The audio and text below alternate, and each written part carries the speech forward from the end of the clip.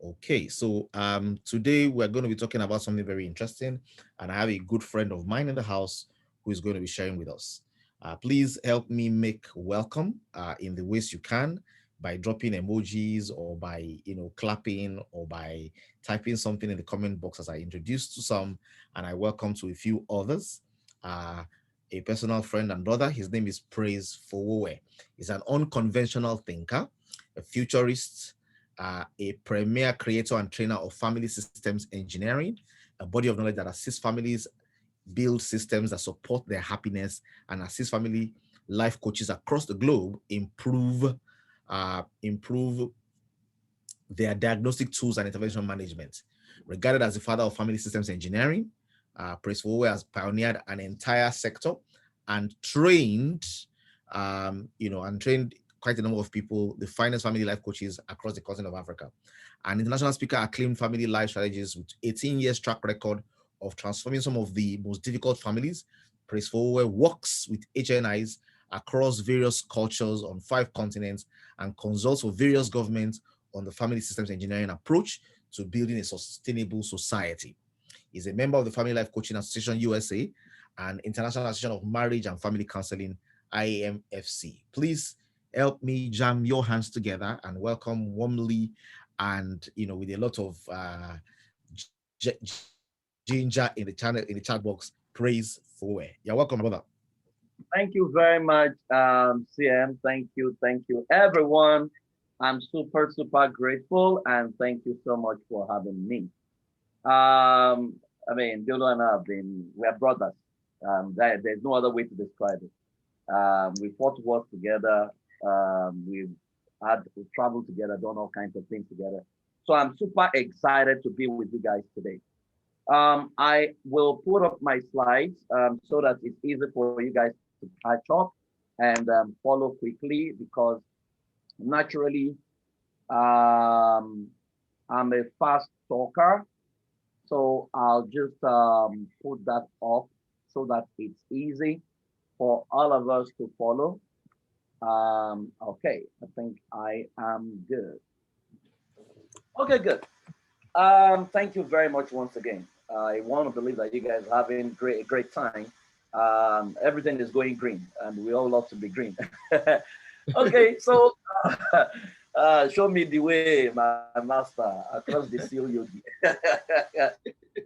I'm going to be talking about something that's very, very important. And if you are a parent of African descent, this should concern you. Because in my travels and my work with parents across different cultures, I started noticing a trend a number of years ago. And I think my first encounter was with the Indian community in the UK. I was talking to the head of the Indian community in Watford. And so we were just having a conversation. And along the line, we talked about, I mean, he asked me a question that how long does it take for a Nigerian to become a UK citizen? I said to him, well, I do not know, that maybe like 10 years. And so I repeated the same question, threw the same question back at him. And he looked at me and he smiled. And he said, well, maybe like 1 year. And I said, how? Then he began to talk to me about the community, the community of lawyers of Indian origin and how they've looked into the UK laws and realized that there's an amount of tax that if you pay it in a year, they'll most likely come and beg you for citizenship and things like that. So I asked him, how do you do it? How do your people manage to pay that kind of, because the money was quite much. And he said, we help them pay.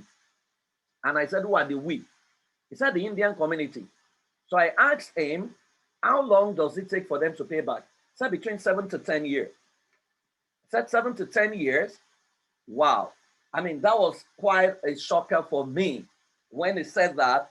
And so I asked him, what is the default rate? Because I mean, I know that must be the next thing. And he said to me, it's 0.01%. And that got me thinking. So I took up the guy later and I wanted to find out, how are you guys able to do it? And he said to me that in India, they have a value that is taught from the family, taught to every child, and that value is fraternity. that the parenting system in India is built on that word fraternity. And what it means is if you don't pay back, you have killed the next Indian. And it said to me that the only place Indians compete against themselves is within India. That once they step out of India, what they are doing is to extend the frontiers of India in every other nation they find themselves. Now, fast forward into 2 years ago, I partly live in Canada. And so in my province or my area, Brampton, I noticed everything around there is owned by Indians. In some other provinces, it's owned by Chinese. And I began to pay attention to how they raise and parent. And I realized that they parent in Canada the Indian way with the Indian agenda to take over Canada or find expression and become indispensable. So the deputy prime minister in Canada is Indian. The minister for youth and diversity, who I have a meeting with the final day I was living in Canada, is of Indian descent. And I'm realizing that nations across the world are becoming very intentional. So I would love for you all to pray this prayer before we start, which is how I love to start all my sessions. I have about 40 minutes right now. Now, I am a worthy parent, and I understand my role in raising saviors who will transform our world. I rise from every failure and live above every old belief that seeks to limit me. I am open-minded to learn and master whatever it takes to produce the best version of my children. And through me, all the families of the heart will be blessed. I'm a super parent of a super child. So let me welcome you to a world where everyone is seeking to have a space and a say. That's the world we live in right now. And that's why your old rule of parenting may not be able to work effectively in this new world. In the world where we're talking about American force, China for the world, China has a clear agenda and you can see what they're doing. We talk about sovereign British, wealthy Arab, enterprising Indian, authentic German, Japanese perfection. In fact, I did a study on the Japanese culture and I found that they have about 7 national values that is taught from home, taught to every Japanese child. The educational system is built on it. And that's why when you meet the Japanese, you know exactly what to expect because it's very intentional. It is scripted, right? And so you have the chosen Jewish nation, you have the disruptive LGBT, who incidentally have become a nation themselves. Africa, my Africa, what do we have to say? I am not sure there's any word that can come to our mind. So I'm going to show you this video and I'll come back to you.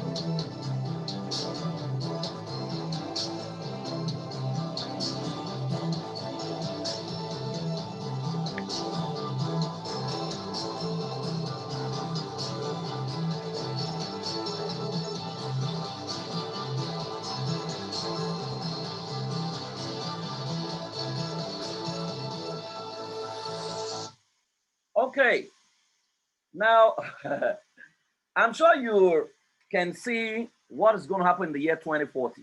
Now, if you go online and check what will happen in the year 2060, 2070, 2080, you will find information. Now, if you look at what the world is planning, nations of the world, children of some people, what they are working towards, and if you see the discussion in Africa, you will begin to ask yourself, maybe rapture has taken place and we've been left behind. And that's why I'm talking to you today, because if you talk about Mother Africa, like today, I was watching how Jeff Bezos went to space, and while that was going on, I was looking at the discussion in Nigeria, and I was just shaking my head to say that people are taking over the future. That by the time our children get into this future, where will they be? The people that have created our future, where are they going to be? This is the question that bothers me about Africa, and why I know that if we don't begin to create a new generation of Africa who can move beyond planning for 12 months calendar, because Africa is all about 12 months calendar, annual declaration, ember month, then we start the process again. We never plan for 25 years. We never plan for 40 years. So if you check the video we saw, the only thing that showed up about Africa is that a part of Africa will be inhabited, by the year 2040. And that should scale. Interestingly, everywhere in Africa is full of natural resources, but the problem is low human resource and no systems resource. Follow where I'm going. So if you look at all the presidents of Africa, these are the fathers of Africa. The question is, what have they made of Africa? But the bigger question is, how were they raised? These men were parented by some people. What level of parenting were they exposed to that turned them into this kind of leaders that have produced this kind of continent? Now, the people who will be standing here are in your homes right now. What are we doing about them? That's what I'm talking to you about. Now, here is our present reality. World Population Review 2020, the 12 worst countries to live in 2020. You can see there were 11 African countries in there. The 2021 survey has come out. There are 12 African countries in there. This is our present reality. Now, if you agree with me that people or families make society, societies make a nation, then it should worry you that what's going on with us. Interestingly, when we did a study on all of these countries last year, something was common to all of them. They all have no chance for girl child education, all these countries.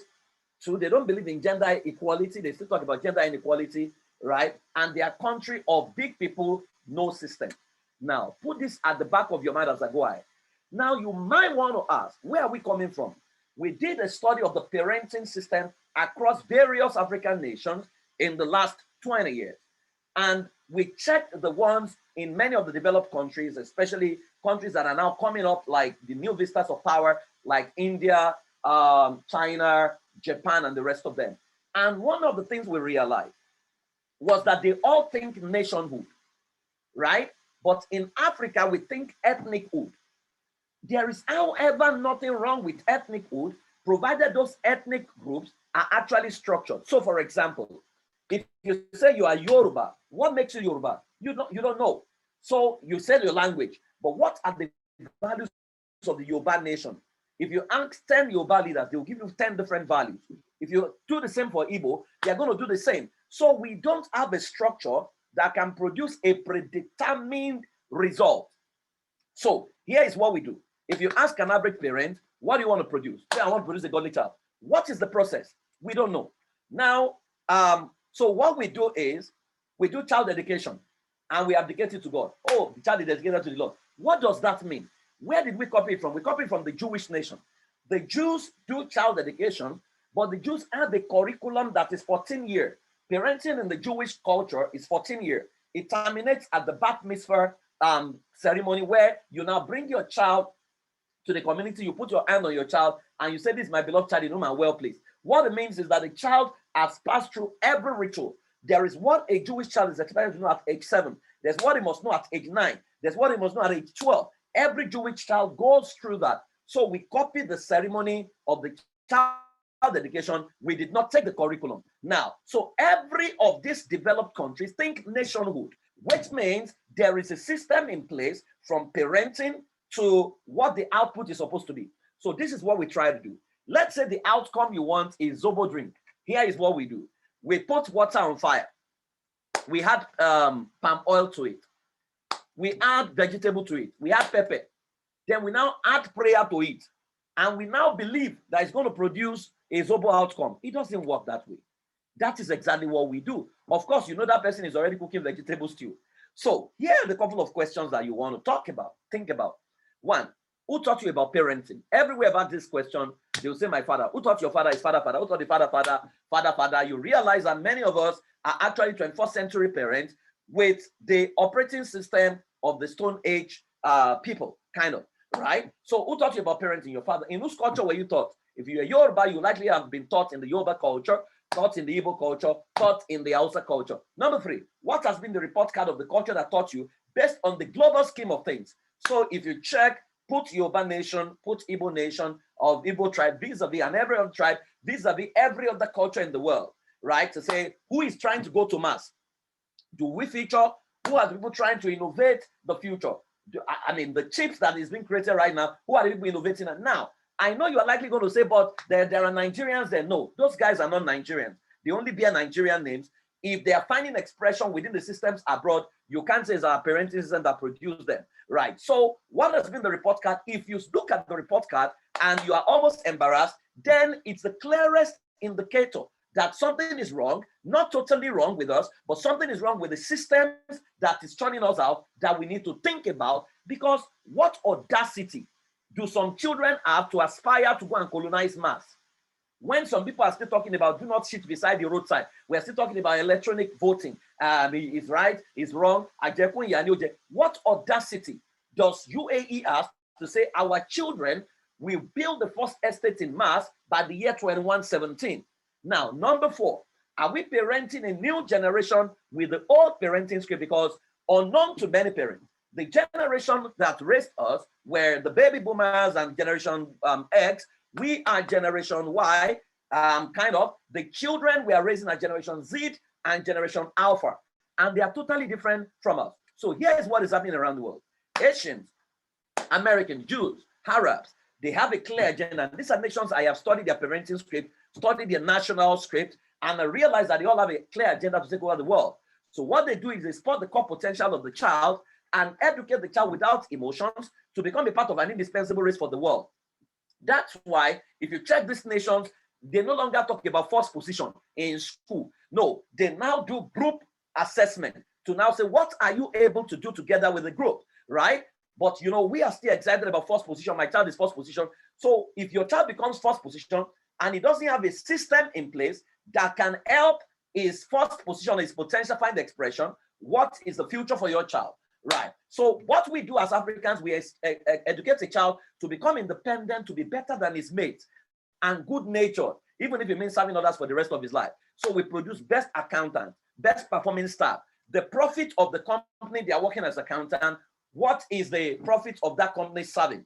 Right. So the script, therefore, is while some will produce those that own the world, others will produce those that will serve those who own the world to create the world of their desire.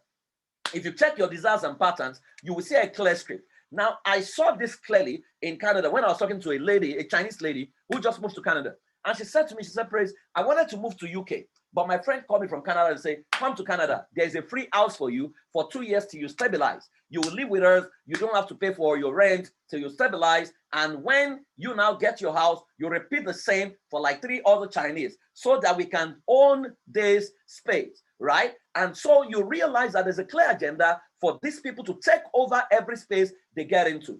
Unfortunately, the only time you see Africans gather is when we have Owambe or when we have religious activities, right? That's what I've seen across all the nations I've traveled to. So we struggle to set up stuff. We struggle to collaborate to build anything that is worthwhile because our scripting, there is something wrong about it.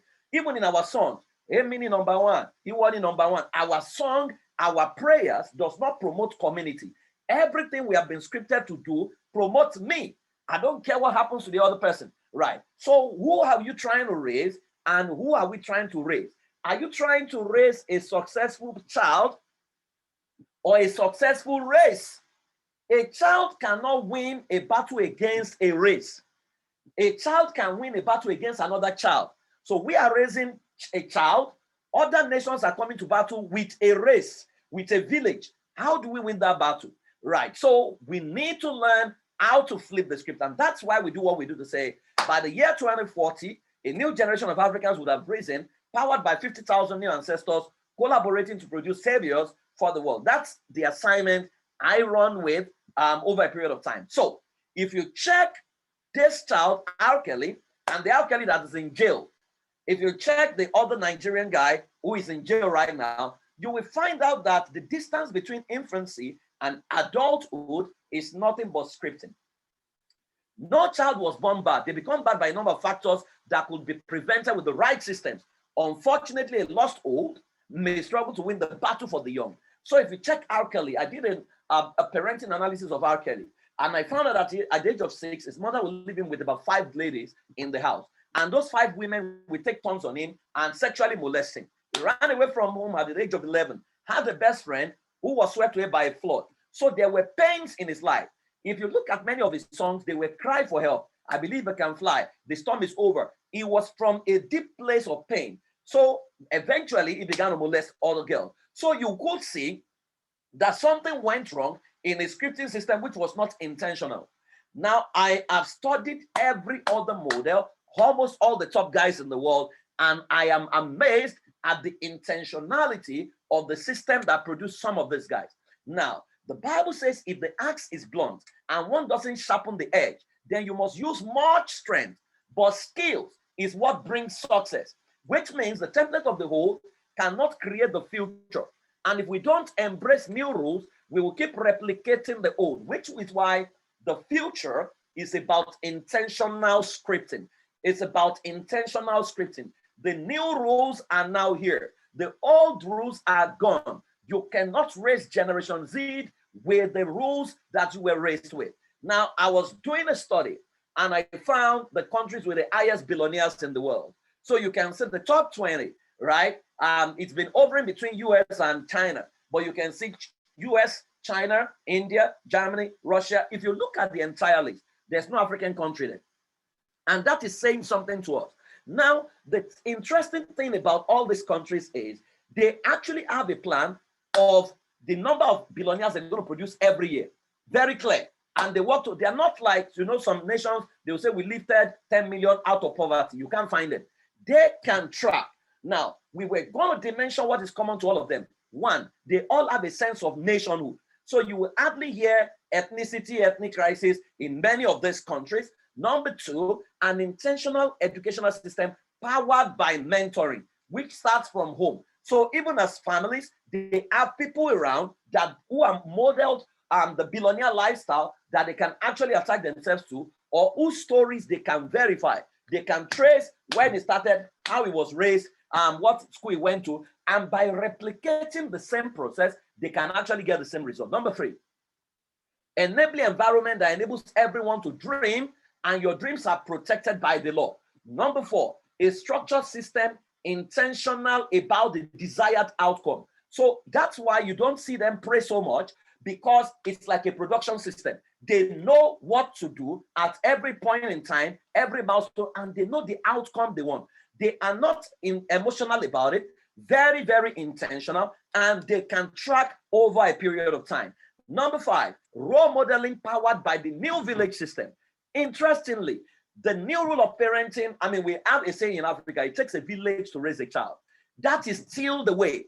However, you now need to create your own village. So 10 families can come together and create a new village, right? Because you can't say it takes a village and send your child to your village. Of course, if you are from Ibadan, your child will come back with tribal mark. That's not what we're talking about. It now means you have the power to create your village, intentional about it, and create systems and processes that can produce a predictable outcome for your children, that they'll just look into the future and realize that the people who are ruling the world are from a particular clan. They wouldn't know that it was intentionally done. So the first rule, there are about 6 of them.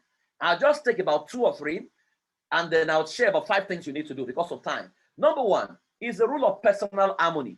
And what that means is that a child is at the mercy of the handler's operating system. And until a handler becomes functional, a child is at risk, because the engineering of the child is primarily dependent on the state of the handler. What that means is your child is going to be a victim of you. That's the truth. Because your parents, when you were born, your parents didn't ask any question before they gave you a name. They gave you a name without your permission. They gave you a religion without your permission.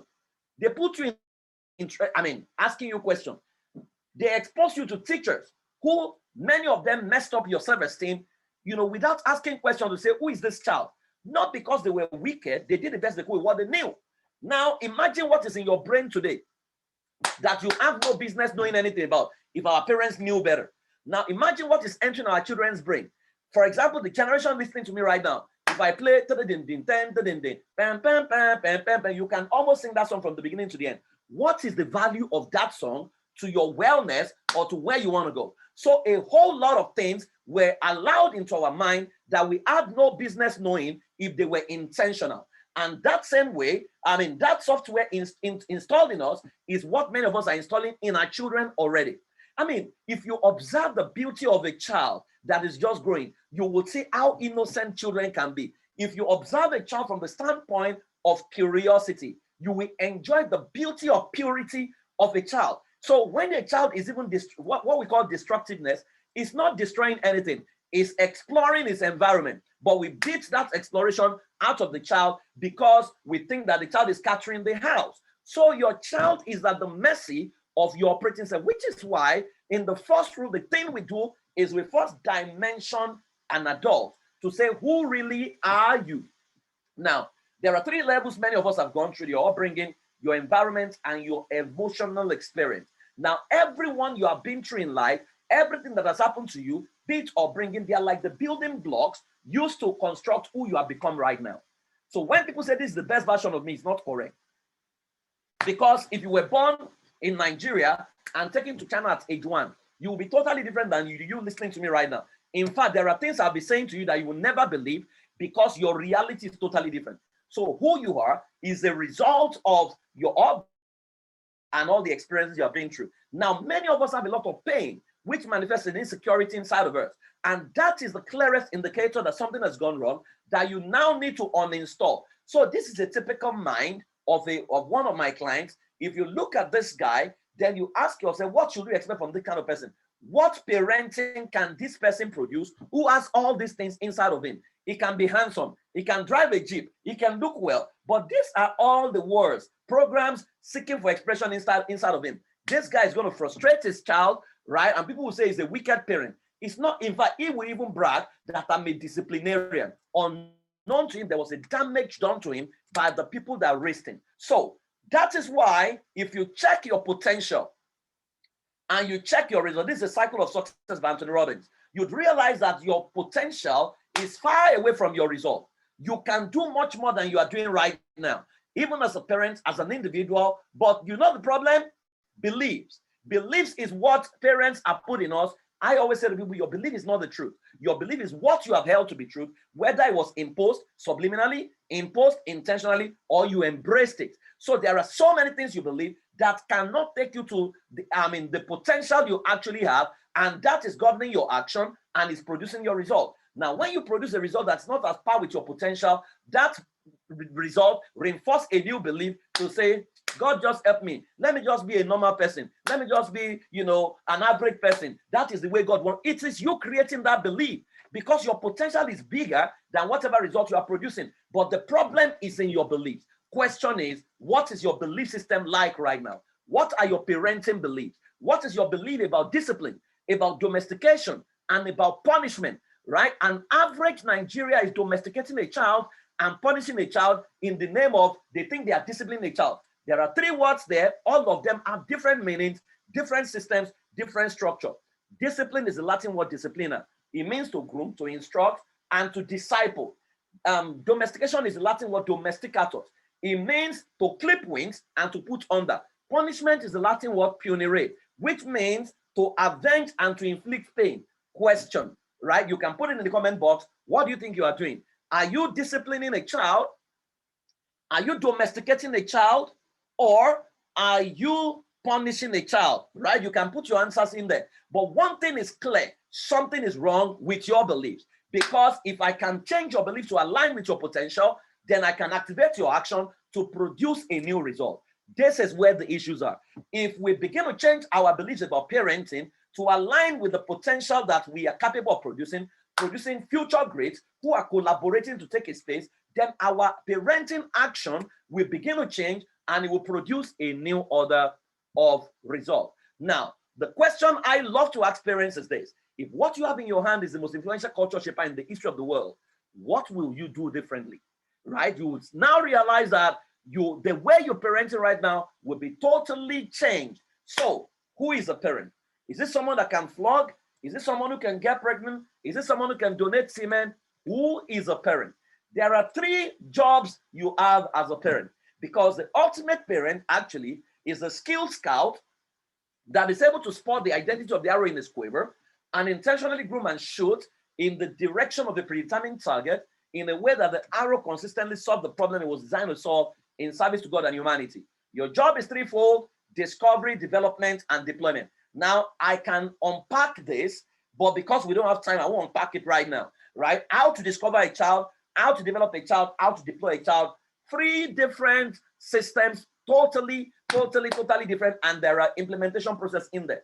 Now, you cannot raise the 21st century generation with the mentality of an 18th century parent because every generation must be an improvement on the previous generation. In fact, your old rule is a risk to the new child because the best your old rule can produce is who you have become right now. And I can bet you don't even like who you have become. So if you don't like who you have become, how dare you aspire to produce a child to become like you? And that takes me to the next rule, which is the rule of expanded awareness. The greatest enemies of the new are the custodians of the old. And when we are not humble enough to understand and own a stake in the new, we will misrepresent the new and either lose a child's ultimate power or stifle its input and impact. So the new children you have right now, and here we talk about dispensation, child discovery, history, and system design. The new children you have right now are Generation Alpha and Generation Z. So you can see what they have. You can see their toys, their cars, their music device. You use Walkman. You remember if you had Walkman in those days, you were a big boy. You use iPod. They are using Spotify and smart speakers. But what kind of parents do they want? You had parents who were guiding, supporter, coordinating, instructing. They want parents who are empowering, collaborators. That's why they want to be part of the meal plan. They want to be part of the vacation. They want to be part of decision making, right?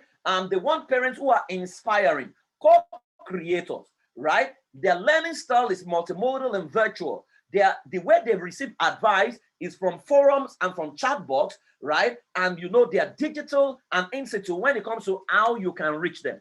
4 things you need to know about them. 1, their identity is not defined in their quest for truth. They are very open-minded and love to express individual truth. That's why you call them Sorosoke. What you need to do as a parent is to manage perspective through the power of questioning. You need to ask, what do you think and why? A lot of Nigerians don't answer this question, don't ask this question. Then their children travel abroad. Then they say, my child is gay, my child is this, my child is that. They say, America is spoiling my child. America is not spoiling your child. America is only revealing your child. Number two, they are radically inclusive and connecting to different truths.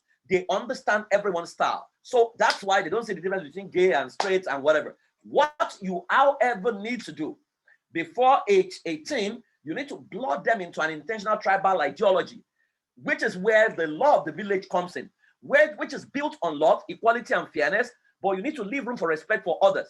So yes, they are radically inclusive, but their identity must be built intentionally to say, this is who you are. It's contact without contamination. Number three, they need fewer confrontation and more dialogue. They seek to understand different truths. So you will find out that they are questioning you, and you are thinking, I didn't question my father. How dare you question me? They will question you. Change must come from dialogue, and that's why you can no longer slap your truth and wish other people's truth away. They're going to question you because the lines are blurry right now, and you must find answers. If you don't know the answers, you now need fellow parents to now say, hey, who has the answers to this? Because if you give a wrong answer, they will expose you with Google. And once they expose you with Google, they may struggle to believe whatever you have to say to them. Number four, they are realistically pragmatic. They are looking for truth behind all things and not giving to stuff that can't be proven. That's why you cannot say, I'm a parent, I'm a Christian right now. If you say you are a Christian and you say God answers prayer, they cannot understand why you are praying and God cannot answer your prayer. They cannot understand why you are poor. They cannot understand why somebody has cancer and we pray and the person dies. They can't, right? And that's why I say to people right now, we must produce clear-cut results. So you need to show clear-cut results and enjoy their quest for research and ability to question all things. This is Generation Z for you. Now, the biggest crisis with them, they are in search of who they truly are in the midst of all sorts of contradictory information that is easily accessible online. So their identity is being confronted by all sorts of things. They are telling them, choose your gender. You can become LGBT. You can become this. So it can be confusing. And that's why if you keep beating, right, you strip them of their identity. Your job is to keep reminding them of who they truly are till they become ambassadors of the values and the identity that they have. Number three is the rule of the aquarium. And that says the limitlessness of a shark's potential is often tied to the size of the aquarium made available. Too many children have their global potential restricted by the limited beliefs imposed on them by the society. Once the frame is broken and the limitless seed is given expression, a global forest is what emerges.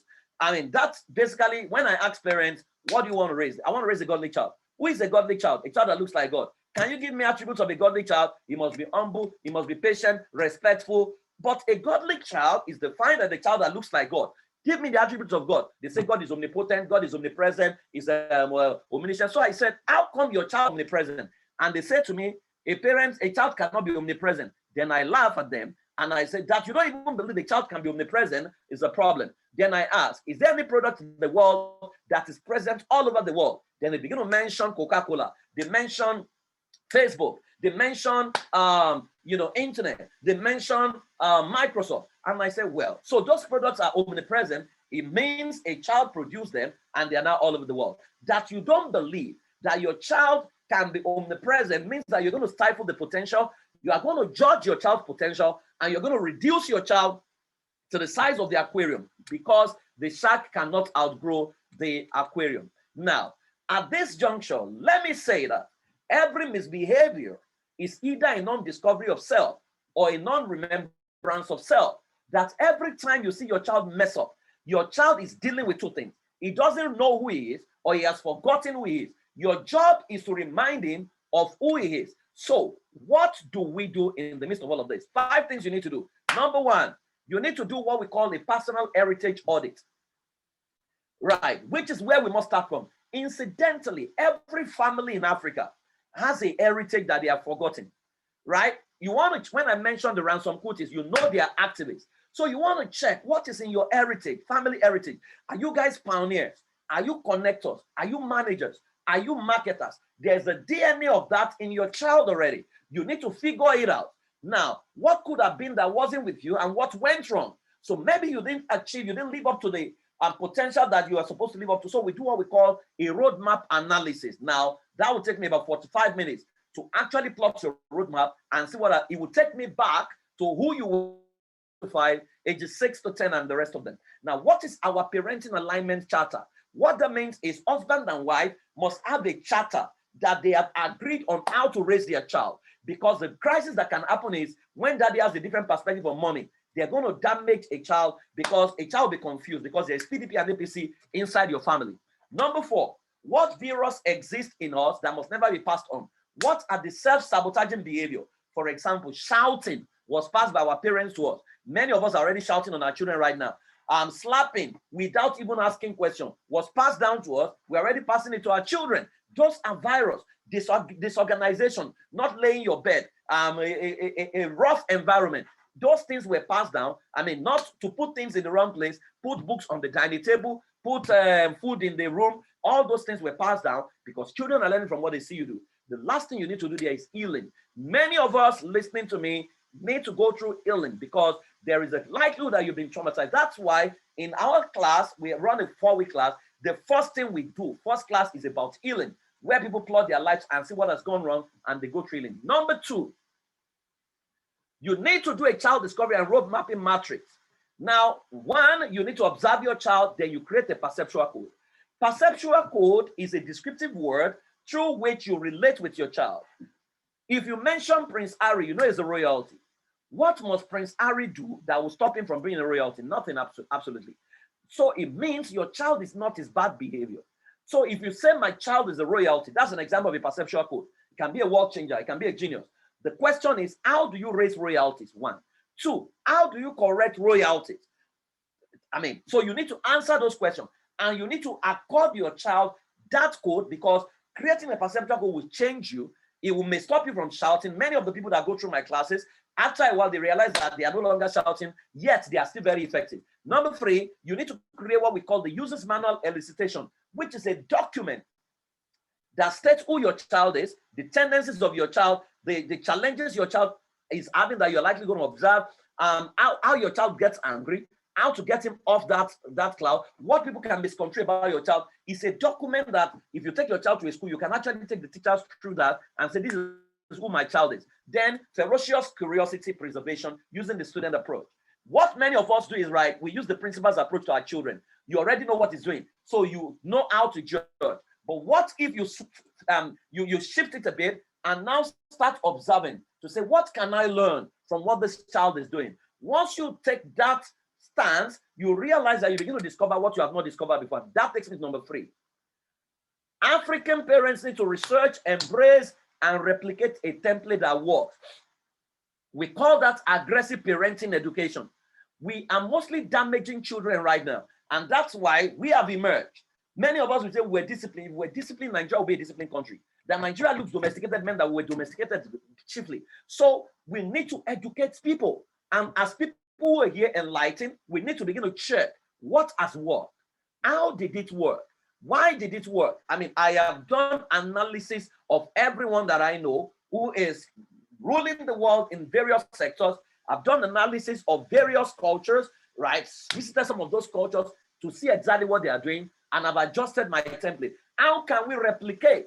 And we do a forerunner analysis, right? So we need to go and research and begin to say, how can we enact a new village, right? And create, this is what we need to do as African parents to live together, work together, create the future together, and now raise children who we can intentionally position. That takes me to number 4. We need to create the new village, tribal ideology setting. So in creating a new village, I mean, that's another process. We need to ask the question, who are we? We call the family governance. What gaps exist in us right now? Then who must we become? What new culture must we create? That includes family system, includes domestic educational system. We can even now create a curriculum that all our children will go through outside of the school curriculum to say this curriculum, because for in every sane nation, before they create an educational system, there are 2 questions they ask. 1, who do we want our citizens to become? 2, how do we want them to think? When they answer those 2 questions, when they create an educational system, I don't know if they asked that question before they created Nigerian educational system, but I know that our system is created to confuse people, right? But if you go to Japan, if you go to India, you will find all those shades in there, right? That we now need to bail ourselves out and say, if you belong to this village, for example, we can say there's a green village. That's our new village, right? Who do we want to be? How do we want our children to think? What curriculum do we now need to create that every family represented in Green Village must go through between ages 0 to ages 18? That can be created, right? So once you create this, we now say, okay, this is a new community. It's like nation within nation. Before everybody knows what is happening, the results will start showing. And number 5 is called scene identification and casting. You need to know your role and collaborate with your children to win. What does that mean? If you are parenting a child between ages 0 to 3, your role is, parenting is like characterization. You have gone to location, you need to enter the character of the actor or actress you need to be. So from age 0 to 3, you are a scout. You can't be shouting, yelling, and be beating a child before age 3. What that means is your job is to observe and take note. Your child is going to show you all kinds of things. It's saying a lot of things. It's communicating. You need to observe. From ages 4 to 6, your job is to be a model, right? You need to model competence. That was the age Mark Zuckerberg's father modeled how to set up a business from home to his son, right? So you need to model competence, model orderliness, model how to talk to people, model how to relate with people to your children at that age. So it means parenting will change you. You can't retain this you and parent successfully. Number 3, from ages 7 to 9, you now move from a model to an instructor. That is the age where you aggressively load your child's brain with everything they will need that you have observed based on your observation from ages 0 to 3, right? So if your child has shown engineering potential from ages 7 to 9, you expose him to autobiographies of engineers that transform the world. You take him around, you let him see, you instruct his brain, right? Because that is where formative years end. Then from ages 10 to 12, your role is to befriend your child, because that's the age they hide secrets from you. If you lose them at that age, they will have another best friend and they will start keeping secret. So, and how you befriend them, tell them to teach you their dance step, tell them to teach you slang, let them begin to teach you. But from ages 13 to 18, you move from friend to coach. Your job as a coach is to balance perspective and help them create strategies for them to win. So you are creating models, you are creating strategies for your child to win, but you are also present to cheer them, to say your coach is here. You need to be present in their lives at that age, because there's a tendency for you to think, oh, they are now grown, let me take care of the younger ones. Because from age 19, you are a cheerleader and you're an advisor. Parenting is an 18-year curriculum. What happens from age 19 becomes the report card. Parenting a genius is not just a prayer battle again. I know we love to pray, and I pray. It's no longer individual parenting. It's now a battle of systems intelligence. Trust me, Africa, we are not used to system, but we now need to embrace it. And it's now tribal ideology, in which the stronger and the most desirable will win. Why are our people gravitating towards abroad? Simply because there is no model in here that shows that things are working. People are not doing things together. That is what we now need to model as maybe the new Green Village. In the word of Jesli, it says that children are not things to be molded. They are people to be unfolded. It takes a village to raise a child. Question is, where's your village? And who make up your village? So if there's a Green Village, who are the citizens of Green Village? Who are the new ancestors of Green Village? What kind of children are we going to produce from Green Village? These are questions we need to answer. What will you be willing to do?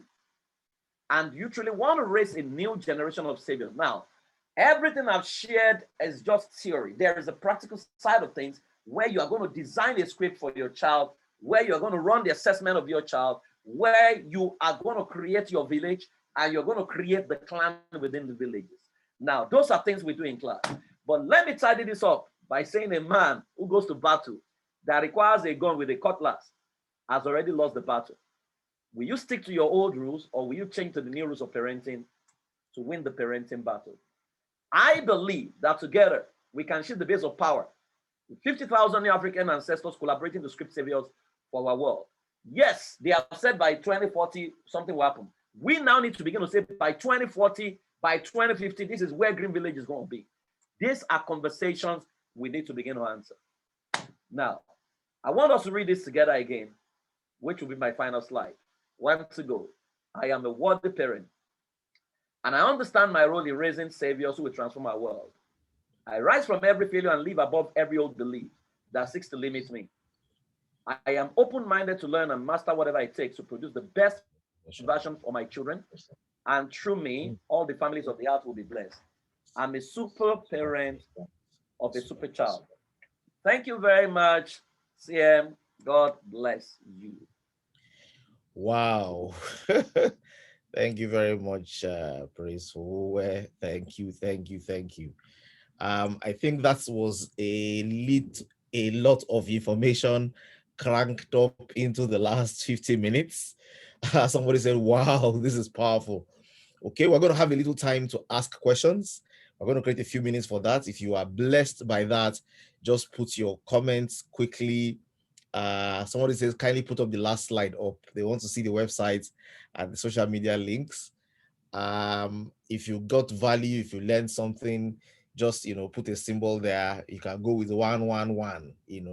If you gain value, just put 111 or put a clap there or shout awesome, amazing, well done, praise, very, very, very, very powerful. Okay, good. So you have access to his web address, and you have access to his email address. I am Praise Fowowe, pm at Praise Fowowe, and then you have www.praisefowowe.com.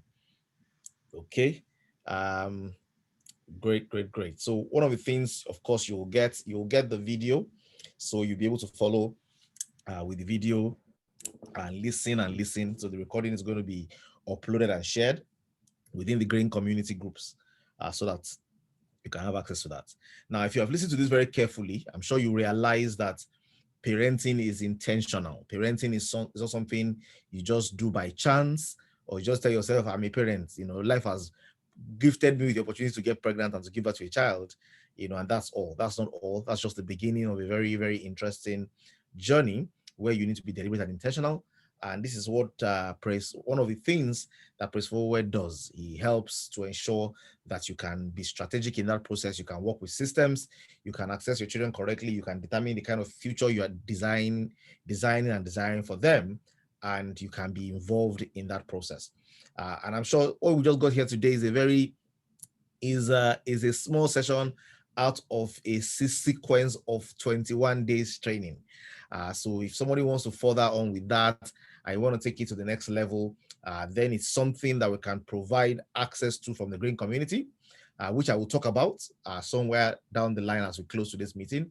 But first of all, if you are in the house and you have questions you want to ask, okay, you have questions you want to ask, then we can answer you. Okay, good. So if you have a question you want to ask, please just type your question in there. Type your question in the chat box there, so that we can begin to ask Praise Forward questions. The questions that are directed to me, I will answer. Like, how do I join this group? I will answer that later on. But for questions, please ask. There are people here who are educationists in different spaces. There are people here who provide, who are parents as parents. There are people here who are grandparents. So there's a full, there's a lot of people here who will gain value from this. So please, let's put our questions out there very quickly. We learn when we ask. Somebody says questions are the answers. So I'd like us to just take very, very quick questions.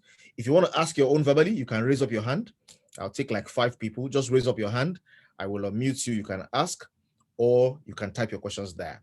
And I would like to break the session. So I'll have the training session in one side, and then we'll have the question and answer sessions in the other side as well.